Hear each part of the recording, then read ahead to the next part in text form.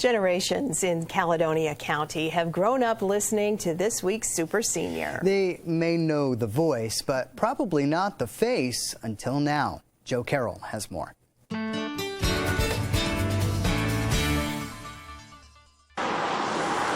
It's a cold morning commute in the kingdom. 23 degrees atop Concord Avenue. For the last 60 years, a familiar voice has been keeping the community informed. Live and local. He's Mr. St. Johnsbury, Don Mullally. Here on 1340 Radio, the spirit of the kingdom. Forget about me. And like the weather, the studio and the man seem to be frozen in time. Tony Bennett. Be happy, my love. The most modern thing in the studio is a CD player. Don still spins discs, and his trusted audio board has been with him since the beginning. Music is his life. That's modern, up to date. 1965, maybe? Perhaps. 70s. Every morning, Monday through Friday, he arrives at 3 a.m. to prepare for that day's broadcast, live from 6 to 9. Not only does he entertain, but he informs. On the schedule today, and at area meal sites, macaroni and cheese with hot dogs, bringing us all up to date as to what's been going on.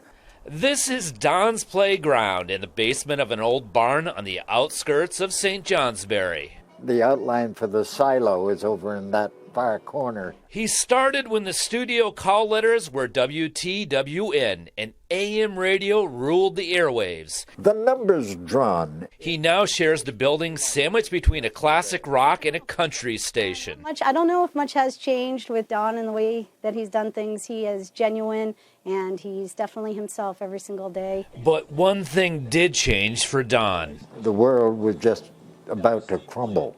About 12 years ago, Don had a stroke. And for a man who makes a living with his voice, it was the most trying time of his life. I didn't know what was going to happen. He credits good health care, a strong will, and a certain person who got him better.